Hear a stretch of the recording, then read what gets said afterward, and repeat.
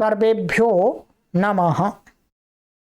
देववाणी संस्कृतम यूट्यूब चलदृश्यं प्रति भवतां भवतीनां च हार्दं स्वागतम। मित्रों, आज हम रचनानुवाद कौमुदी की लाइव कक्षा संख्या 140 एवं रचनानुवाद कौमुदी पुस्तक के अभ्यास 53 को पढ़ना आरंभ कर रहे हैं। इस कक्षा के माध्यम से मित्रों, हमें संपूर्ण विश्व के अंदर 1 करोड़ संस्कृत भाषा के विद्वान तथा विदुषियों को तैयार करना है। तदर्थ ये कोर्स तैयार किया जा रहा है। आप इस प्लेटफॉर्म पर आइएगा, देववाणी संस्कृतम यूट्यूब चैनल पर सब्सक्राइब कीजिएगा और आप निःशुल्क संस्कृत भाषा का आरंभ से लेकर के प्राउड लेवल तक की संस्कृत को आराम से सीखिए। कोई शुल्क नहीं, कोई फीस नहीं, कोई पैसा नहीं, केवल आपको पढ़ना है। इस अभियान को मित्रों जन जन तक ले जाने के लिए आपसे हम यही निवेदन करते हैं, यही अपेक्षा करते हैं कि आप इस संस्कृत के महान यज्ञ को अपने आसपास के लोगों तक पहुंचाइए। लोगों को चैनल से जोड़िएगा, उनसे सब्सक्राइब कराइएगा। जब वो सब्सक्राइब करेंगे तो इसकी सामग्री को देखेंगे और संस्कृत पढ़ने के लिए प्रेरणा प्राप्त करेंगे तथा संस्कृत को पढ़ना भी आरंभ करेंगे। तदर्थ आपसे निवेदन है कि प्रत्येक पाठक कम से कम 100, 200, 500, 1000 लोगों को इस चैनल से जोड़ें। हमारा लक्ष्य बड़ा है, परंतु संभव है, करना है, उसको प्राप्त करना है। चलिएगा कक्षा का आरंभ करते हैं मित्रों। ये हमारा 53वां अभ्यास है। 52 अभ्यास कंप्लीट कर दिए हैं। आंसर शीट भी आपको बना के दे दी है। चलिएगा शब्दकोश देखते हैं। अभ्यास 53 का दंतिन। दंतिन का अर्थ होता है हाथी, एलिफेंट। ब्रह्मचारिण, ब्रह्मचारिण का अर्थ होता है ब्रह्मचारी। गृहिण, गृहिण का अर्थ होता है गृहस्थी। ठीक है। सन्यासिन, सन्यासिन का अर्थ होता है सन्यासी।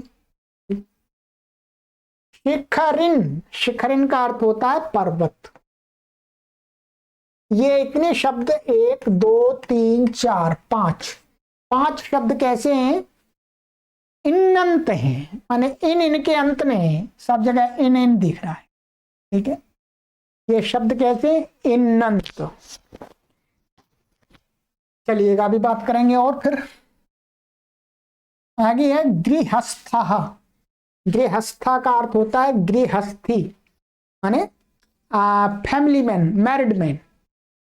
वानप्रस्थ, वानप्रस्थी। वानप्रस्थी का अर्थ होता है जब आदमी मैरिड कर लेता है, मैरिड हो जाता है, उसके बच्चे आदि हो जाते हैं, उसकी एज लगभग 50 ईयर्स की हो जाती है, उसके बच्चे बड़े हो जाते हैं, उनका भी विवाह कर देता है। फिर उसके बाद में वो वैदिक संस्कृति में वानप्रस्थ की दीक्षा लेता है, अर्थात अब अपने उत्तरदायित्वों को कम करता है, घर के अपने बालकों को सुपुर्द करता है और अपना मन साधना में लगाता है, ईश्वर की प्राप्ति में लगाता है। तो उस स्टेट को कहा गया है यहां पर वानप्रस्थ की स्थिति। ठीक है। मायिकः, मायिकः का अर्थ है जादूगर। ये आपके 8 शब्द हैं। आगे धातुएं हैं इसमें। ये है भुज। भुज धातु का अर्थ होता है पालन करना अथवा खाना, दोनों अर्थ होते हैं। ठीक है। रक्षा करना, पालन माने पालन करना अर्थात देखभाल करना, अथवा खाना, भोजन खाना आदि।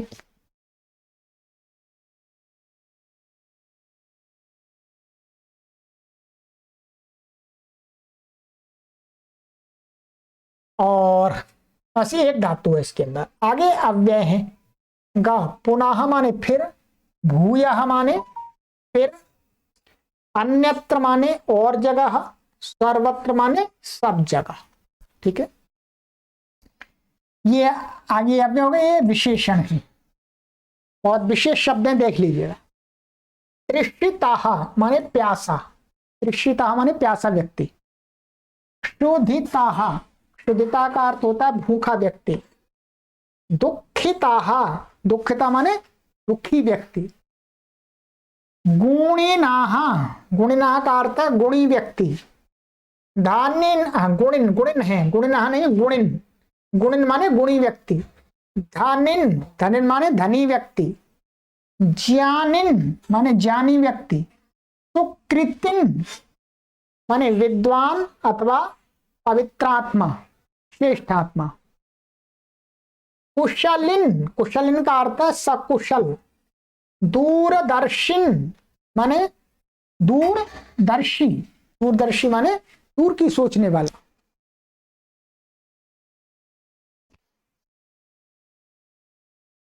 अत्याचारिन माने अत्याचारी दुष्ट व्यक्ति। दुराचारः, दुराचारी। धानिकाः, धानिक। ठीक है, काफी शब्द हैं और सभी व्यावहारिक शब्द हैं, प्रयोग होने वाले शब्द ध्यान देंगे। ठीक है, अब आइएगा, अब मैं आपको बता देता हूं, यहां लिखा हुआ है पूछना। दंतिन से शिखरिन तथा गुणिन से अत्याचारिन। इन शब्दों के रूप चलेंगे करिन के तुल्य। करिन के रूप मैंने आपको याद करा दिए हैं, फिर दोबारा बताने की आवश्यकता नहीं है।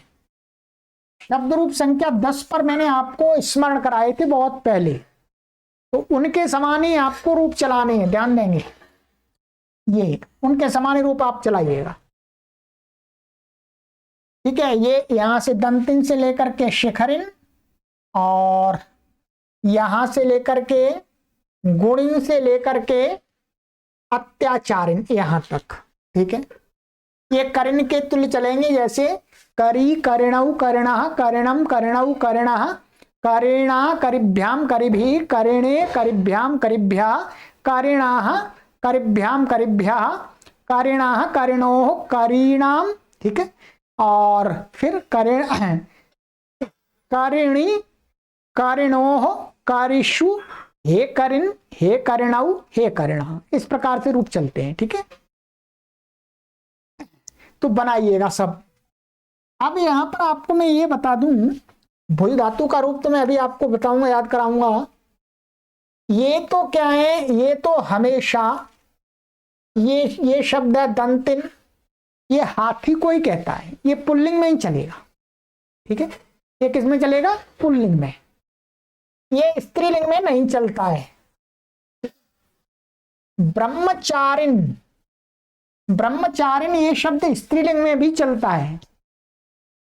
माने स्त्रीलिंग में इसको किसी स्त्री को कहना होगा जिसने विवाह नहीं किया है, तो ब्रह्मचारिणी, इसमें ई लग जाएगा, दीर्घ ई ऐसा, और इसको न को अणा हो जाएगा, ब्रह्मचारिणी ऐसा बन जाएगा ये।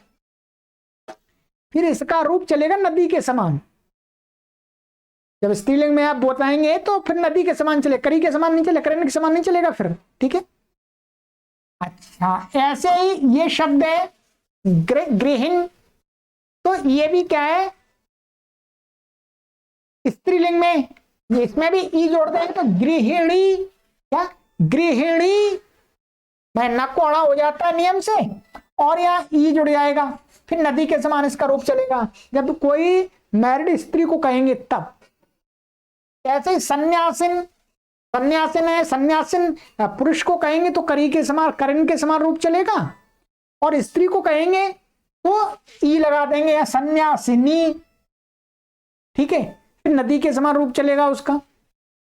ऐसे शिखरिन, ये क्या है, ये नित्य पुल्लिंग शब्द है। ठीक है, ये स्त्रीलिंग में नहीं चलता है। इनमें से ये और ये दो शब्द स्त्रीलिंग में नहीं चलते हैं, और ये स्त्रीलिंग और पुल्लिंग में दोनों में चलते हैं। रूप बता दिया मैंने आपको। स्त्रीलिंग में ई लगा करके नदी के समान चलाएंगे, पुल्लिंग में करिन के समान चलाएंगे, नपुंसकलिंग में चलाने की आवश्यकता नहीं है। चलिएगा, ये हो गया। बाकी ये शब्द है वान, गृहस्था, वान प्रस्था, मायिका, इनका तो राम के समान चलेगा। कैसे चलेगा, राम के समान रूप,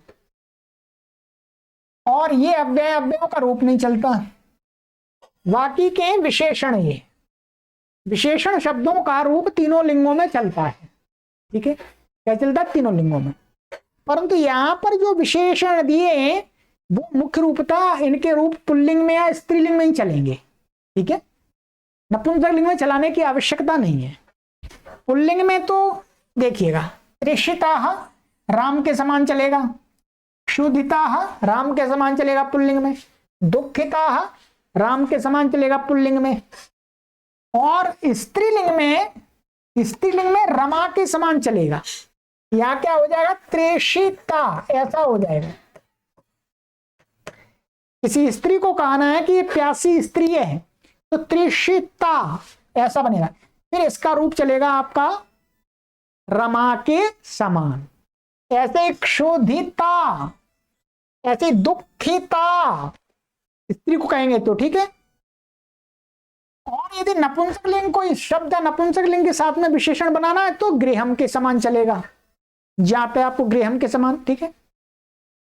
गुणिन, धनिन, जानिन, सुकृतिन, कुशलिन, दूरदर्शिन, अत्याचारिन।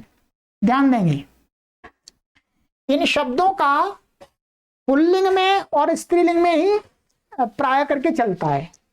पुल्लिंग में करिन के समान चलेगा इन सभी शब्दों का रूप, और स्त्रीलिंग में कैसे चलेगा? इनमें ई जुड़ जाएगा, ई जुड़ जाएगा और नदी के समान रूप चलेगा। मानिएगा कोई गुणी स्त्री है तो गुणिनी बन जाएगा, नदी के समान रूप चलेगा। कोई पुरुष है तो गुणिन माने गुणी। ठीक है, सरल है।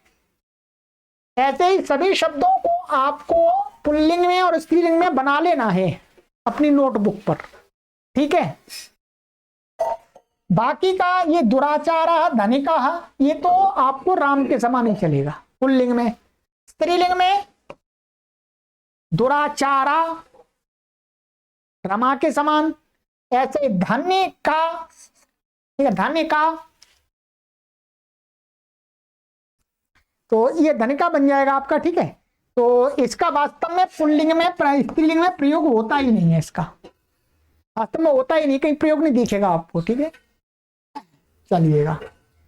इसके बदले हम कोई धनिक स्त्री है तो उसको बोलते हैं धनवती, धनवती बोलते हैं।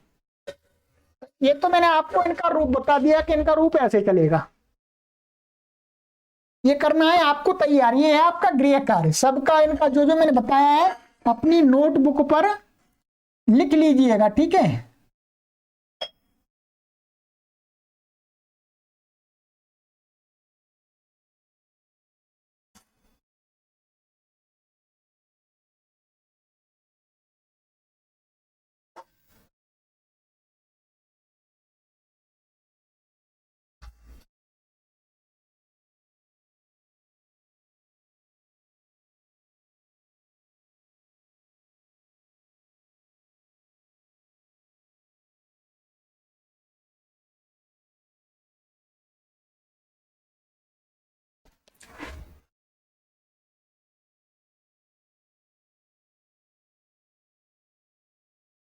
हाँ ये थोड़ा सा मित्रों इतना किया मैंने आपको बताया।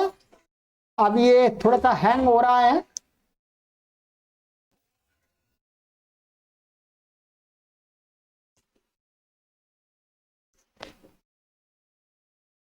चलिएगा, 1 मिनट वेट कीजिएगा, प्रतीक्षा कीजिएगा मित्रों।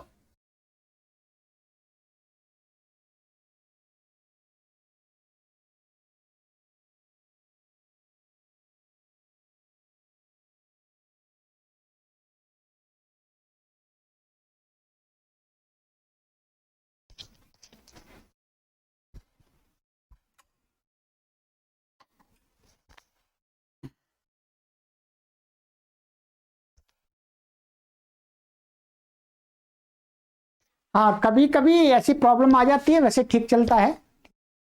आज हैंग हुआ है तो 1-2 मिनट वेट कीजिएगा।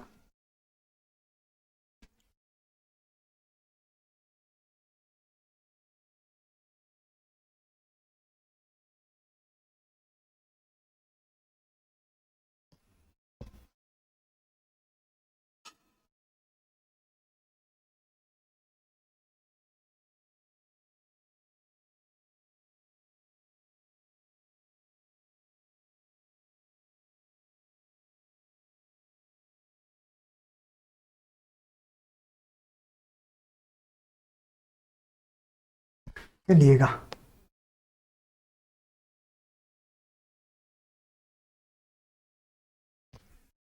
तो मैं आपको ये बता रहा था, ये आपको गृह कार्य, ये आपको अपने कॉपी में नोट कीजिए, बना करके देखिएगा, प्रैक्टिस कीजिएगा, ठीक है। कहीं कठिनाई आती है तो आप शनिवार वाली कक्षा में पूछ सकते हैं। अब है इसके आगे, के आगे है व्याकरण। व्याकरण में एक तो भुज धातु के रूप आपको बताएंगे, एक तद्धित इनी प्रत्यय है, ये इनी ठन इतच, ये तद्धित प्रत्यय है, ठीक है। जैसे कृत प्रत्यय हमने चर्चा की है, वैसे ही ये कैसे प्रत्यय है, तद्धित प्रत्यय है, ठीक है। तो ये तीन प्रत्ययों को आज देखेंगे। पिछली कक्षा में हमने मतुप प्रत्यय देखा था पहले, ठीक है, और भी प्रत्यय देखे थे, तो ये सभी तद्धित प्रत्यय हैं। चलिएगा, अब आइएगा, देखते हैं महाराज जी क्या कहते हैं। महाराज जी कहते हैं नंबर 1, भुज धातु के दोनों पदों के 10 लकारों के रूप स्मरण करो, ठीक है। भुज धातु के दोनों लकारों के रूप याद करने पड़ेंगे, 10 के नहीं, 5-5 के करने पड़ेंगे, एक से काम नहीं चलेगा, क्योंकि इसके 2 अर्थ हैं, इसलिए दोनों पदों के याद करने पड़ेंगे, ठीक है। देखो धातु संख्या 57, चलिएगा आ जाइएगा, मैं दिखा देता हूं आपको, आप अपनी पुस्तक में भी खोल सकते हैं, 179, ठीक है। यहां पर ये दिया हुआ है, भुज का अर्थ है पालन करना और भोजन करना, पढ़ लीजिएगा। यहां ध्यान देंगे, विशेष इसके अंदर ये है कि भुज धातु पालन करने अर्थ में परस्मयी पदी होती है।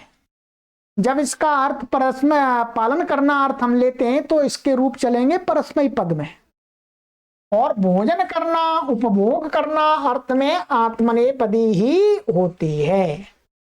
ये विभाग कर दिया इसका मतलब आपको दोनों के रूप याद करने पड़ेंगे, 10 के नहीं, 5-5 के कर लीजिएगा, 10 के रूप देख लीजिएगा, मैं दिखा देता हूं, अपनी पुस्तक में भी देखिएगा, ठीक है।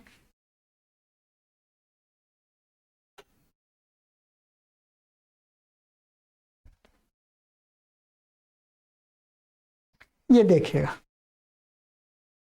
ये परस्मयी पद के भुनक्ति, भुंक्ता, भुंजंती, भुनक्षी, भुंक्था, भुंक्था, भुनज्मी, भुंज्वाहा, भुंजमाहा, ठीक है।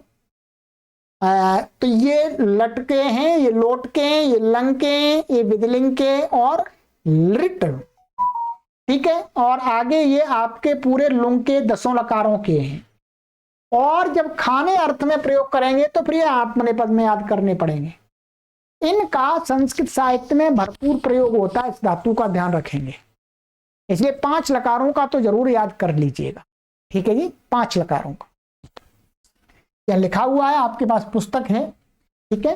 पुस्तक तो होगी तभी आप पढ़ पाएंगे कक्षा को ठीक से, अन्यथा नहीं पढ़ सकते। कैसे पढ़ेंगे बताइएगा। तो ये रूप आपको याद करना है, ठीक है, ये आपका काम हो गया। अब चलिएगा, आप देखते हैं इसमें आगे रूप आप याद कीजिएगा।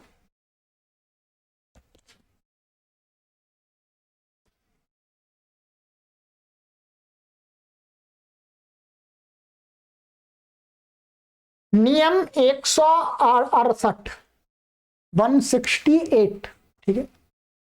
भोजो न वाणी, ये अष्टाध्यायी का सूत्र है, ध्यान देंगे। क्या है? अष्टाध्यायी का सूत्र। कहते हैं कि मैं आपको इसका अर्थ भी, अभी सूत्र भी दिखा दूंगा, पहले इसको पढ़ लीजिएगा, समझ में आ जाएगा। फिर भोज धातु के 2 अर्थ होते हैं,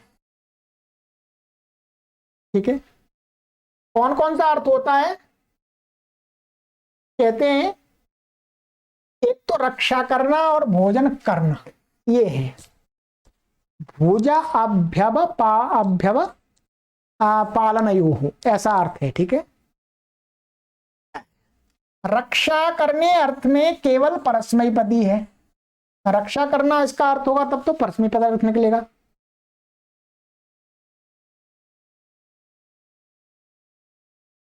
और भोजन अथवा उपभोग आदि माने भोजन आदि माने भोग करने अर्थ में केवल आत्मनेपद में ही रूप चलेंगे, सरल है। यह उदाहरण दिया राजा पृथ्वी भुनक्ति। इसका क्या अर्थ है? इसका अर्थ है कि राजा पृथ्वी का पालन करता है, ये अर्थ है। रामः भोजनम भुंक्ते, यहां आत्मनेपद हो गया, तो इसलिए यहां पर क्या अर्थ निकलेगा? वो राम भोजन को खाता है। कृष्णो विषयान उपभुंक्ते, कृष्ण विषयों का उपभोग करता है, तो यहां पर भी उपभोग भोग करने अर्थ में, इसलिए क्या है? आत्मनेपद हो गया।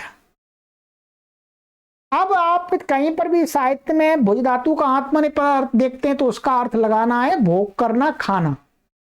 परस्मय पद रूप दिखता है तो उसका अर्थ लगाना है आपको रक्षा करना, पालन करना। समझ में आ गया? ये इस सूत्र का अर्थ है, उसके कारण से ऐसा निकलता है। मैं सूत्र आपको दिखाता हूं, आइए।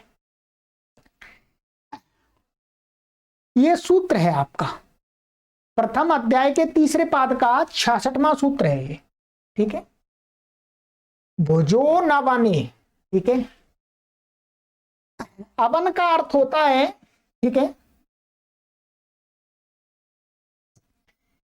अवन का अर्थ होता है रक्षा करना, ठीक है, पालन करना। और अनवन का अर्थ हुआ रक्षा से भिन्न, रक्षा अर्थ नहीं है, पालन अर्थ नहीं है, उससे भिन्न अर्थ भुज धातु का क्या है? खाना है, बस, और क्या? उपभोग करना है। कहते हैं भुज पालनाभ्यवहारयो, ऐसा है, ठीक है। भुज पालनाभ्यवहारयो इति रुधादौ पठ्यते तस्य इदम ग्रहणम। ये भुज पालनाभ्यवहारयो, ये धातु क्या है? रुधादि गण में पड़ी हुई है, उसका ही ग्रहण करना है, दूसरे गण का ग्रहण नहीं करना है। भुज धातो अनवने अर्थे वर्तमानात् आत्मने पदम भवति। भुज धातु को पालन अर्थ से भिन्न अर्थ में क्या होता है? आत्मने पद होता है। इसका मतलब क्या हो गया? पालन अर्थ में परस्मय पद होता है, ये अपने आप अर्थ आ जाता है इसका, ठीक है। जैसे भुंगते, भुंजाते, भुंजते, ये क्या है? खाने अर्थ में, पालन करना अर्थ नहीं है। पालन करता अर्थ होगा तो फिर परस्मय पद रूप चलेगा। ये सूत्र के कारण से ऐसा विभाग किया गया है।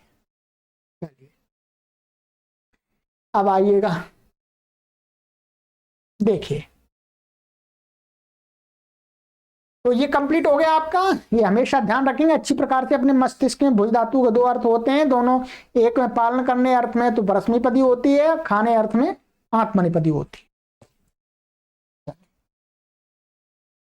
आगे के सूत्र हैं सामान्य। ये भी सूत्र है नियम 169।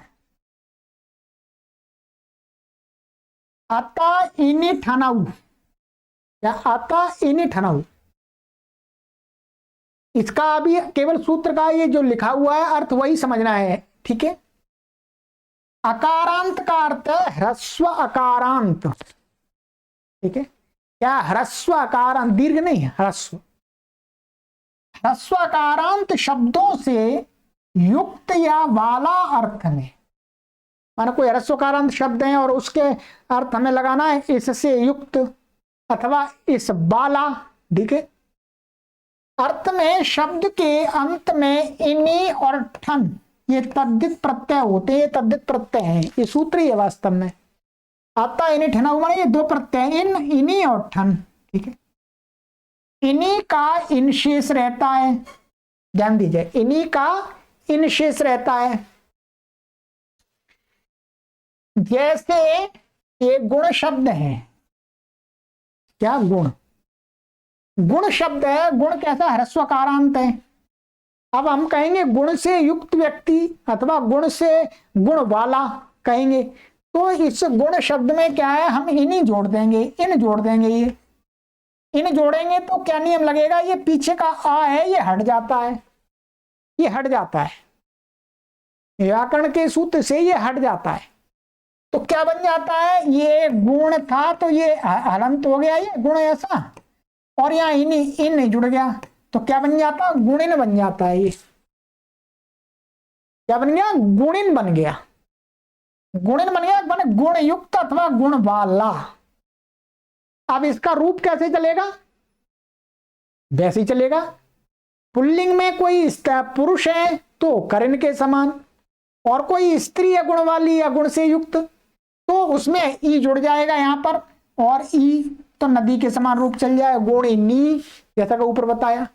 ठीक है, तो गुणों से युक्त वाला या वाली को कहने के लिए ये शब्द बनता है। इसी प्रकार से ध्यान रखेंगे ह्रस्व कारांत से होता है।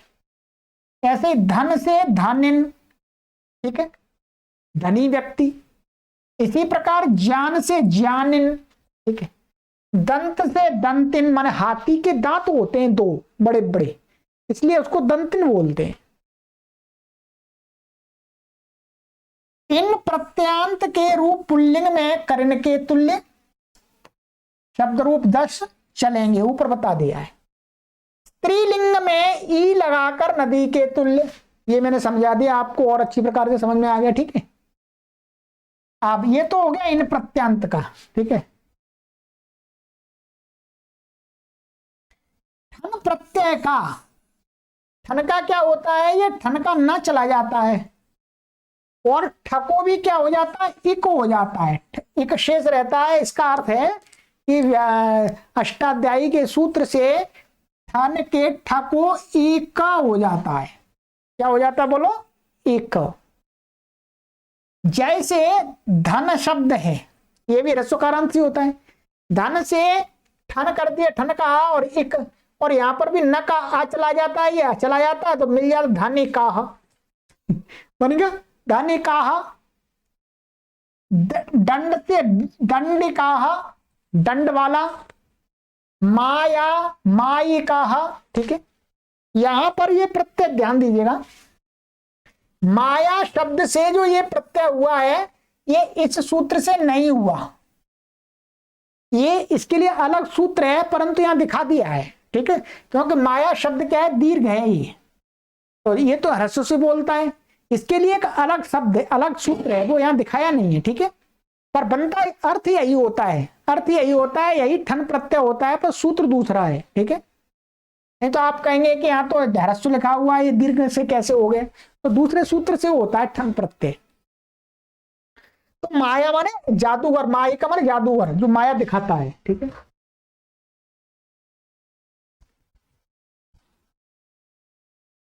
चलिए ये हो गया मित्रों आपका।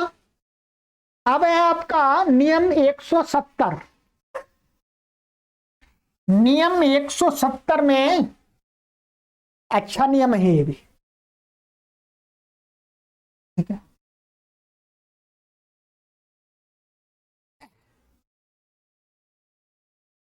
सदस्य संज्ञातम तारका दिव्य इतची सूत्र है एक।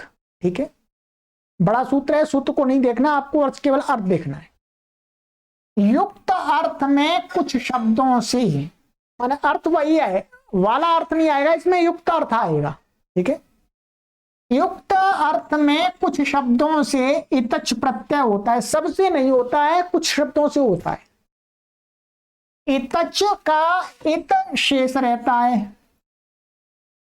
जैसे तारका तारकिता, तारक होता है, तारक माने तारे, तारक माने तारे होता है। तो तारों से युक्त जो आकाश होता है, स्काई होता है, तो उसको बोलते हैं तारकिता, तारों से युक्त आकाश। तो इतच प्रत्यय हो गया। तो इतच में क्या हो गया? तारक, ये ऐसा है, वास्तव में अकारांत है ह्रस्व, तो आ चला गया, इत इसमें जुड़ गया, तारकिता बन गया। ऐसे ही क्षुधा। ठीक है, यहां ऐसा नियम नहीं है कि ह्रस्वकारांत से होता है, ये वाला नियम यहां पर नहीं है। ठीक है, क्षुधा, क्षुधा से क्या? क्षुधिता मन भूखा, क्षुधा का अर्थ होता है भूख, तो भूख से युक्त जो व्यक्ति वो क्षुधिता बन गया।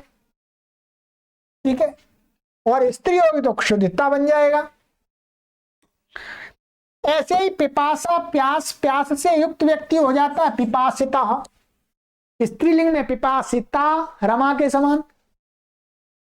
कुसुम, कुसुम माने फूल, कुसुमिता, तो कुसुमिता कोई उद्यान आदि। ठीक है, तुम्हारे फूला, फूल से घिरा हुआ पूरा।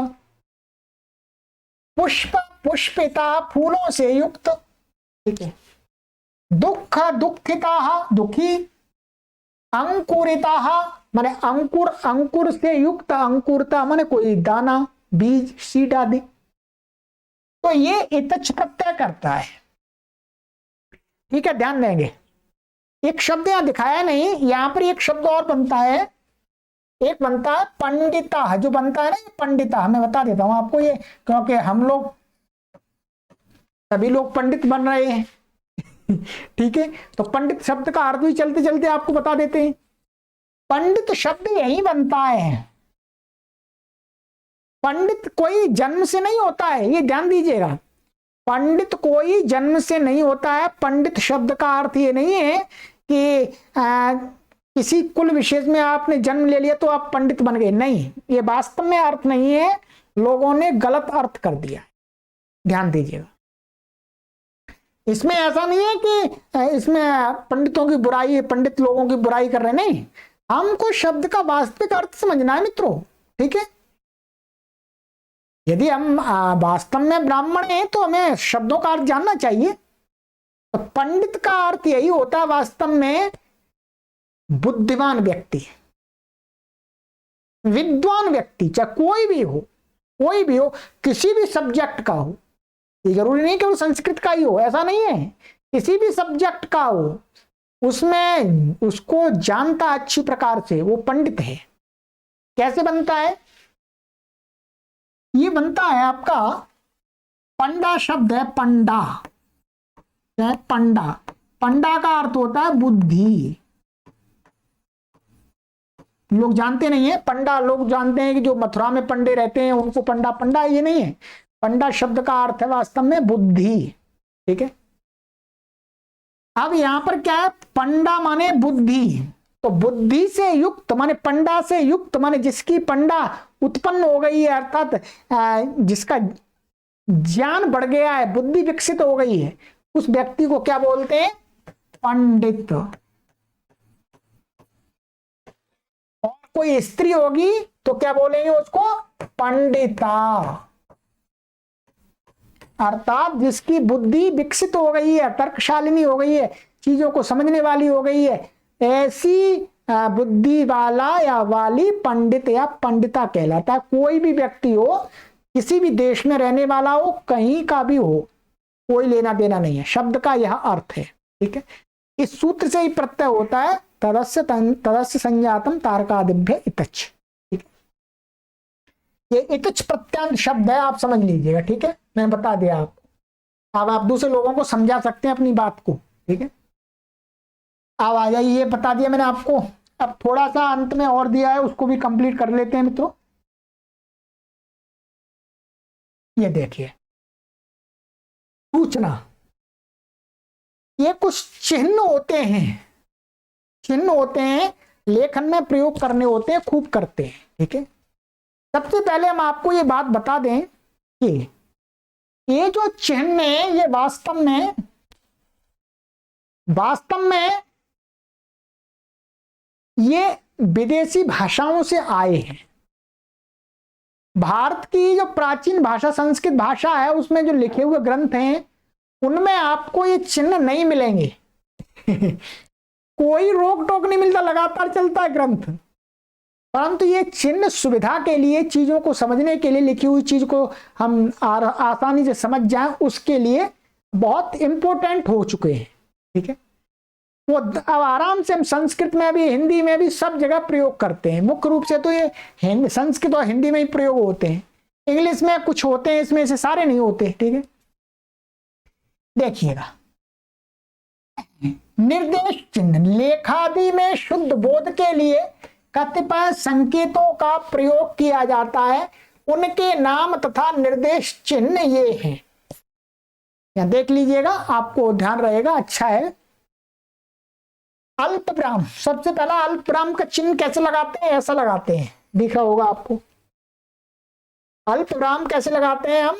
हाँ, अल्प विराम का होता है, अभी बात पूरी नहीं हुई, अभी आधी हुई है, वहां पर थोड़ा रुकना पड़ता है। और दूसरा होता है अर्ध विराम, ठीक है। अर्ध विराम का होता है ऐसा चिन्ह, माने ऐसा लगा करके इसके ऊपर बिंदी रखी जाती है। ठीक है, आपको दिख रहे होंगे और मैं जूम कर देता हूं आपके लिए।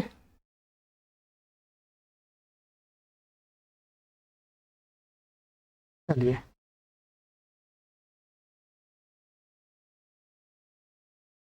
यह पूर्ण विराम, पूर्ण विराम का ऐसा डंडा होता है। ठीक है, यह चौथा प्रसंग समाप्ति चिन्ह, कोई प्रसंग समाप्त होता है तो हम दो डंडे लगा देते हैं वहां पर, उससे ज्ञात होता है कि यहाँ प्रसंग समाप्त हो गया जी। ठीक है, पांचवा है प्रश्नबोधक चिन्ह, माने क्वेश्चन मार्क लगाते हैं, सब जगह लगाते हैं, माने वो प्रश्न की प्रतीति कराता है। विस्मयादिबोधक चिन्ह, माने आश्चर्य को प्रकट करने के समय हम शब्द के आगे लगाते हैं, जो शब्द आश्चर्य प्रकट करता है उसके आगे ये लगाते हैं। ठीक है, और इसको आप संबोधन में भी लगाते हैं। ठीक है, समास योजक चिन्ह, माने कई शब्दों को जोड़ने के लिए बीच में लगा देते हैं, स्पष्ट करने के लिए इतने इतने शब्द जुड़े हुए हैं तो बीच में छोटा वाला डैश लगाते हैं ये। ठीक है, ये डैश है छोटा वाला। आठवां व्यवच्छेदक चिन्ह, माने अलग व्यवच्छेद करना या संधि व्यवच्छेद करना, उसको अलग दिखाना। ठीक है, तो उसके लिए बड़ी रेखा होती है ये। और नौवां उद्धरण चिन्ह, कोई उद्धरण देते हैं तो उसको दोनों तरफ से इन्वर्टेड कोमा से बंद कर देते हैं, तो उसके तरफ दो ऐसा लगाते हैं, दो ऊपर से लगाते हैं। ठीक है, 10वां है निर्देश चिन्ह, माने कोई चीज को निर्देश किया जाता है तो ये ऐसा खड़ी रेखा, उससे पहले दो जीरो लगा देते हैं बिंदी से। 11वां है कोष्ठ चिन्ह, माने किसी को बंद करके ब्रैकेट में दिखाते हैं, तो इस प्रकार दोनों प्रकार से चलता है, ये गोलाई में भी चलता है, चौकोर भी चलता है। ठीक है, और ये क्या है धन चिन्ह, माने में जोड़ना दिखाना होता है। ठीक है, जोड़ का वो होता है ऐसा प्लस का चिन्ह, आप जानते ही है। 13वां है पर्यायवाची चिन्ह, पर्याय चिन्ह, माने एक शब्द होता है उसका ही समानार्थक शब्द दिखाना होता है, तो बीच में ऐसा डबल डैश कर देते हैं। ठीक है, 14वां है त्रुटि निर्देश चिन्ह, माने कहीं कोई वाक्य हम लिख रहे हैं उसमें कोई चीज छूट गई, कोई अक्षर छूट गया, कोई शब्द छूट गया, तो वहां क्या करते हैं, जहां पर छूट गया, मानिएगा मैंने लिखा, मैं ऐसा लिखना चाह रहा था राम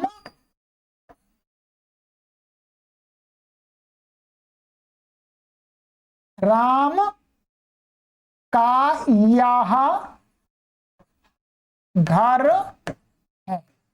ठीक है, अब यहां पर क्या छूट गया, का छूट गया, का, राम का यह घर है, का छूट गया। अब राम का यहां क्या करेंगे, इसको ऐसा करके का ऊपर लिख देंगे, तो ज्ञात हो जाएगा ये का यहां छूटा हुआ है, यहां का है, तो ये हमेशा आपको लगाना चाहिए ऐसा। कुछ लोग क्या करते हैं नीचे लिखता ऊपर लिखना होता है। ये है इति चिन्ह, इति भावाती चिन्ह, माने समाप्ति, इति माने समाप्ति का चिन्ह, भाई समाप्त हो गया काम, माने यहाँ समाप्त हो रहा जो भी है प्रकरण आदि। ठीक है, ये आपको ये ऐसा लगाना होता है, ये समाप्ति चिन्ह। ठीक है, इनमें से सभी चिन्ह प्रचलन में, माने प्राय करके बहुत सारे लोग सभी का करते हैं, कुछ लोग कुछ का ही करते हैं। ठीक है, परंतु हमें जानकारी होनी चाहिए। ठीक है, जानकारी आपको मैंने ये करा दी है। ठीक है, ये चलिए, ये आपका पढ़ाने वाला पाठ पूरा हुआ मित्रों। आगे की कक्षा में आपको हम गृह कार्य देंगे। ठीक है, तो इसको पूरा कंप्लीट कीजिएगा अच्छी प्रकार से, जितना आपको पढ़ाया गया है इतना पर्याप्त है। ठीक है, चलिए आगे की कक्षा में मिलते हैं। सर्वेभ्यो नमः।